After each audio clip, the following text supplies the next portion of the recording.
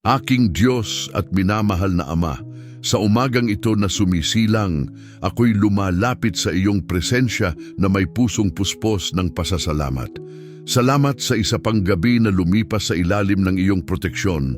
Salamat sa isa pang araw na ipinagkaloob mo upang mamuhay ako sa pakikipag-ugnayan sa iyo. Panginoon, gaya ng pagsikat ng araw-araw na nagbabago sa mukha ng lupa, dama ko na ang iyong awa ay bago sa akin tuwing umaga. Ang iyong katapatan ay parang hamog na marahang bumababa, nagbibigay sariwa sa aking kaluluwa at naghahanda sa aking puso para sa isa pang araw na kapiling ka, Ama.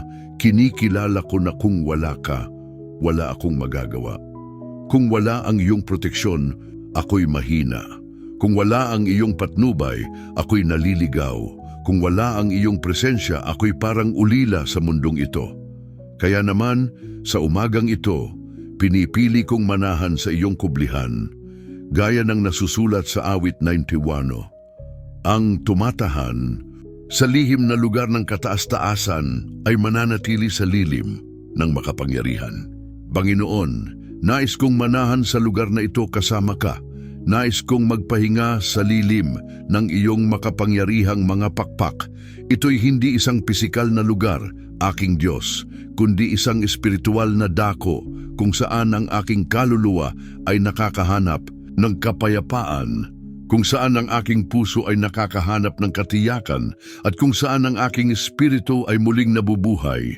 Sa iyong puso ko nais ipamuhay ang araw na ito. At ngayon, Panginoon, gaya ng nasusulat sa talatang 2, sinasabi ko tungkol sa iyo, Ikaw ang aking kanlungan at aking kuta, ang aking Diyos na siyang aking pinagkakatiwalaan. Ito ay hindi lamang magandang katagang inuulit ko, Ama. Ito ay isang pahayag ng digmaan laban sa lahat ng takot, laban sa lahat ng pagkabalisa, laban sa lahat ng kawalan ng katiyakan na nagnanais maghari sa aking puso. Nagtitiwala ako sa iyo. Kapag ang mga sitwasyon ay sumisigaw na dapat akong matakot, ipinahahayag ko, ikaw ang aking kanlungan. Kapag ang mga problema ay umuungal na parang mga gutom na leon, ipinahahayag ko, ikaw ang aking kuta. Kapag ang kaaway ay bumubulong ng mga pagdududa sa aking tainga, ipinahahayag ko, ikaw ang aking Diyos. Panginoon, ipinangako ng iyong salita na ililigtas mo ako sa bitag ng manghuhuli at sa makamandag na salot. Pinaniniwalaan ko ang pangakong ito ng buong puso. Iligtas mo ako, Ama, mula sa lahat ng patibong na inihanda laban sa akin. Kung may mga taong nagbabalak ng masama laban sa akin, buwagin mo ang kanilang mga plano. Kung may mga bitag na nakatago sa aking daraanan, ipakita mo at ilayo mo ako roon. Kung may mga estratehiya ang kaaway laban sa aking buhay, ganap mong pawiin ang mga iyon. Alam mo ang hinaharap, Panginoon. Nakikita mo ang hindi ko kayang makita. Alam mo ang mga panganib na hindi ko iniisip. Kaya ako'y nagpapahinga sa katiyakang ang iyong makapangyarihang kamay ang magliligtas sa akin mula sa lahat ng bitag, lahat ng patibong, lahat ng tukso, at iligtas mo rin ako, aking Diyos, mula sa makamandag na salot. Iligtas mo ako mula sa lahat ng sakit na gumagala sa mundong ito. Pangalagaan mo ako laban sa mga virus, bakterya, pamamaga, sakit, at anumang bagay na maaaring umatake sa aking katawan. Idinedeklara ko ang kalusugan sa aking buhay. Idinedeklara ko na ang dugo ni Jesus ay gamot laban sa lahat ng sakit. Naway bawat selula ng aking katawan ay mapalakas ng iyong kapangyarihan at bawat organo ay gumana ng perpekto ayon sa pagkakalikha mo. Sapagkat ikaw, Panginoon, ay may kapangyarihan laban sa sakit, laban sa kamatayan, laban sa lahat ng kasamaan. Sa iyo ay walang imposible. Ang hindi kayang pagalingin ng mga doktor, kaya mong pagalingin. Ang hindi may paliwanag ng siyensya, kaya mong mangyarihin. Kanyang tatakpan ka ng kanyang mga balahibo at sa ilalim ng kanyang mga pakpak ay makakasumpong ka ng kalungan. Ang kanyang katotohanan ay magiging iyong kalasag at sanggalang. Aking minamahal na Ama, napakagandang larawan ang ibinigay ng iyong salita. Ikaw ay gaya ng makapangyarihang agila na nagpapalawak ng iyong mga pakpak upang protektahan ang iyong mga inakay, at ako ang iyong inakay, Panginoon. Ako'y maliit, mahina at laging nangangailangan ng iyong tuloy-tuloy na proteksyon. Takpan mo ako ng iyong mga balahibo, Ama. Naway madama ko kahit hindi nakikita ang iyong yakap na nagpoprotekta sa aking paligid. Kapag ang mundo'y malamig at malupit, naway matagpuan ko ang init sa ilalim ng iyong mga pakpak. Kapag ang mga bagyo ng buhay ay nagnanais akong wasakin, naway matagpuan ko ang silungan sa iyong presensya. Panginoon, naway ang iyong katotohanan ang maging aking kalasag at sanggalang. Sa mundong puno ng kasinungalingan, maling balita at baluktot na impormasyon, naway laging makilala ko ang iyong katotohanan. Naway ang iyong salita ang maging lente na siyang aking ginagawang batayan sa pagtingin sa katotohanan. Kapag dumating ang mga kasinungalingan laban sa akin, naway ang iyong katotohanan ang magtanggol sa akin. Kapag sinubukan nilang dungisan ang aking reputasyon, naway ang iyong katarungan ang maging aking abogado. Kapag ako'y inakusahan ng hindi totoo, naway ang iyong katotohanan ang maging mas makapangyarihan kaysa anumang paninira. Hindi ka matatakot sa kasindak-sindak ng gabi, o sa palasong lumilipad sa araw, o sa salot na gumagala sa dilim, o sa kamatayang sumisira sa tanghaling tapat.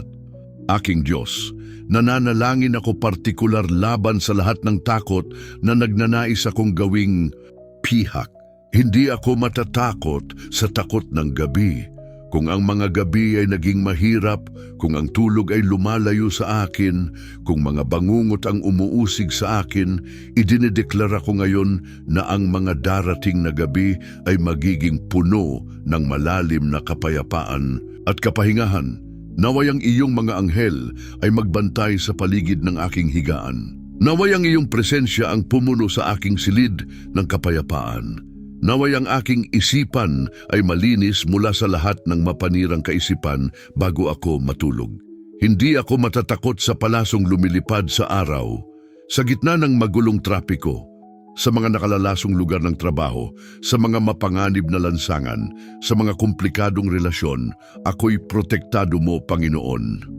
Bawat salitang masama na itinapon laban sa akin na parang palasong may lason ay bumabalik sa nagpadala nito. Bawat matang puno ng inggit na nakatuon sa akin ay nawawalan ng lahat ng lakas. Bawat negatibong enerhiya na ipinadala sa aking direksyon ay nawawalan ng bisa sa pamamagitan ng kapangyarihan ng iyong pangalan.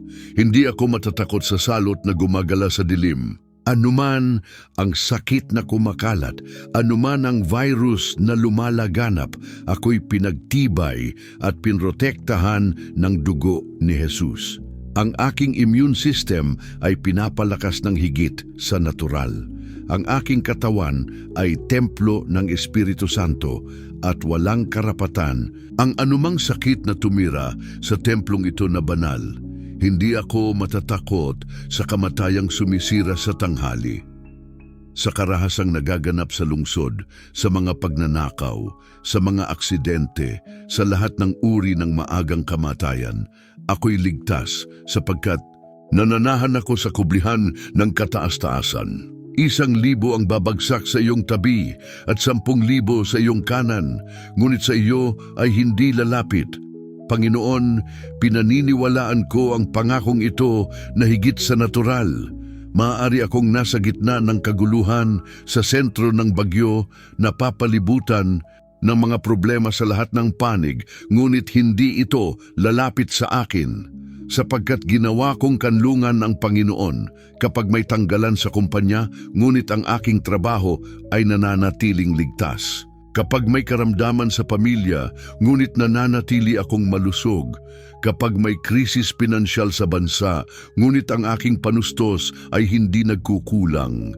Kapag may alitan sa mga relasyon, ngunit ang aking kapayapaan ay hindi nayayanig.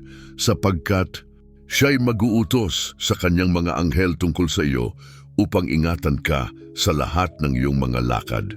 Aking Ama, nagpapasalamat ako sa iyo para sa mga anghel na iyong itinalaga upang alagaan ako. Sa mismong sandaling ito habang ako'y nananalangin, may mga anghel sa aking paligid. Mga makapangyarihang anghel, mga anghel na mandirigma, mga anghel na tumanggap ng direktang utos mula sa trono ng langit upang ako'y protektahan. Sila'y hindi lamang mga simbolo o talinghaga, sila'y mga tunay na nilalang, may tunay na kapangyarihan at gumaganap ng totoong mga misyon sa aking buhay. Nauuna sila sa akin upang ihanda ang daan, nasa tabi ko upang ipagtanggol ako at nasa likuran ko upang bantayan ang aking likod. Sila'y magdadala sa iyo sa kanilang mga kamay upang huwag kang matisod ang iyong paa sa bato. Panginoon, kapag ako'y lalabas ng bahay ngayon, naway akuin ako ng iyong mga anghel. Sa mapanganib na trapiko, naway gabayan nila ang aking sasakyan. Kung ako'y maglalakad, naway ihanda nila ang bawat hakbang. Kung gagamit ako ng pampublikong sasakyan, naway protektahan nila ako laban sa aksidente at karahasan. Naway hindi ako matisod sa mga batong pisikal o espiritual. Naway hindi ako mahulog sa tukso, hindi ako masangkot sa mga alitang walang saysay, at hindi ako makagawa ng mga padalos-dalos na desisyon na makasasama sa akin. Sa leon at sa ulupong ay iyong yuyurakan. Iyong yayapakan ang batang leon at ang ahas, aking Diyos, binigyan mo ako ng kapamahalaan laban sa lahat ng kapangyarihan ng kaaway. Sa pangalan ni Jesus, aking tinatapakan ang lahat ng puwersang demonyo na nagtatangkang bumangon laban sa akin ngayon. Bawat espiritu ng takot, aking tinatapakan. Bawat espiritu ng pagkabalisa, aking tinatapakan. Bawat espiritu ng depresyon, aking tinatapakan. Bawat espiritu ng karamdaman, aking tinatapakan. Bawat espiritu ng kahirapan, aking tinatapakan. Bawat espiritu ng alitan, aking tinatapakan. Ako'y may kapamahalaan sapagkat nananahan ako sa kublihan ng kataas-taasan. Ako'y may kapangyarihan sapagkat nagpapahinga ako sa lilim ng makapangyarihan. Ang parehong espiritu na bumuhay kay Jesus mula sa mga patay ay nananahan sa akin, sapagkat siya'y buong puso kong minahal, kaya't siya'y aking ililigtas, aking ilalagay siya sa mataas na dako, sapagkat kanyang nakikilala ang aking pangalan. Panginoon, ako'y kumakapit sa iyo. Ako'y kumakapit sa iyong mga pangako, gaya ng isang nalulunod na kumakapit sa tabla ng kaligtasan. Kaya't ililigtas mo ako, ilalagay mo ako sa mataas na lugar, malayo sa abot ng aking mga kaaway.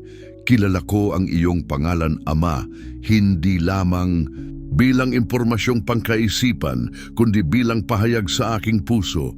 Alam ko kung sino ka. Ikaw si Jehovah Jireh, ang aking tagapagkaloob. Ikaw si Jehovah Rapha, ang aking manggagamot. Ikaw si Jehovah Nisi, ang aking watawat ng tagumpay. Siya'y tatawag sa akin at ako'y sasagot sa kanya.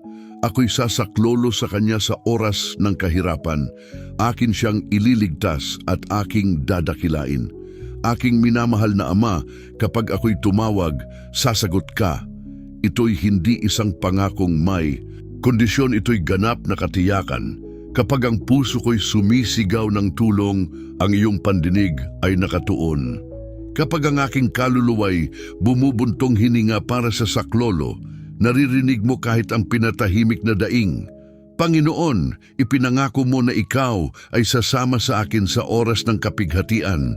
Hindi mo sinabing walang kapighatian, kundi na ikaw ay sasama sa akin dito.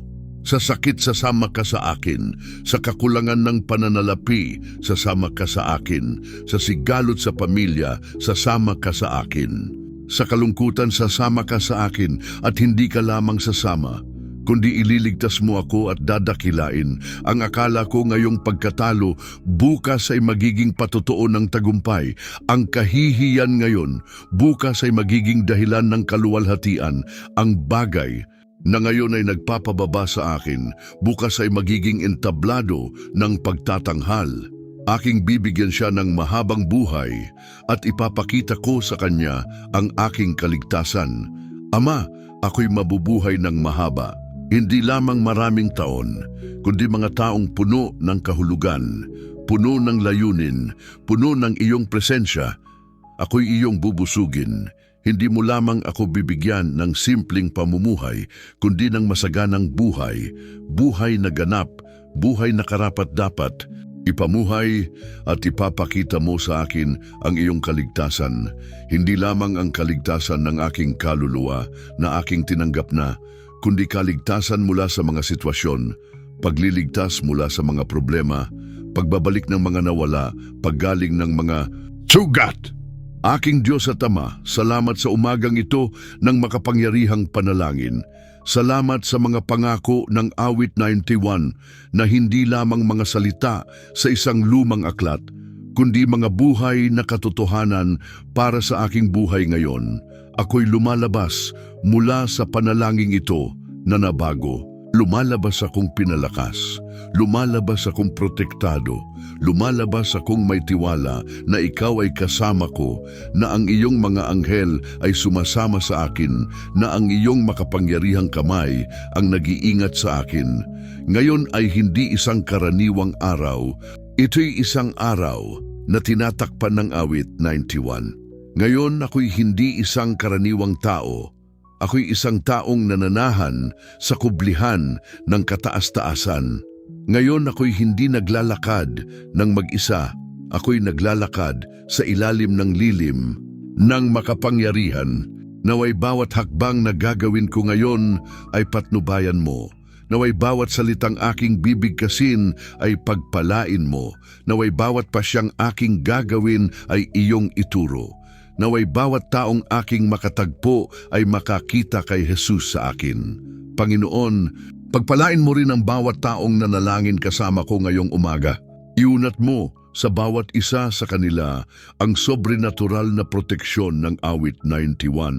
Naway magkaroon sila ng araw ng tagumpay, araw ng proteksyon, araw ng pagpapala. Sa pangalan ni Jesus, ang pangalang higit sa lahat ng pangalan, ang pangalang sa kanya'y luluhod ang bawat tuhod, ang pangalang sa pamamagitan niyang tayo'y higit pa sa mga mananagumpay. Ako'y nananalangin at idinideklara ang lahat ng mga bagay na ito. Amen at amen. Naway ang kapayapaan ng Diyos na higit pa sa lahat ng pangunawa ang siyang mag-ingat sa iyong puso at iyong isipan kay Kristo Jesus. Humayo ka sa kapayapaan, humayo ka ng protektado, humayo ka ng pinagpala. Ang araw na ito ay nasa mga kamay ng Diyos.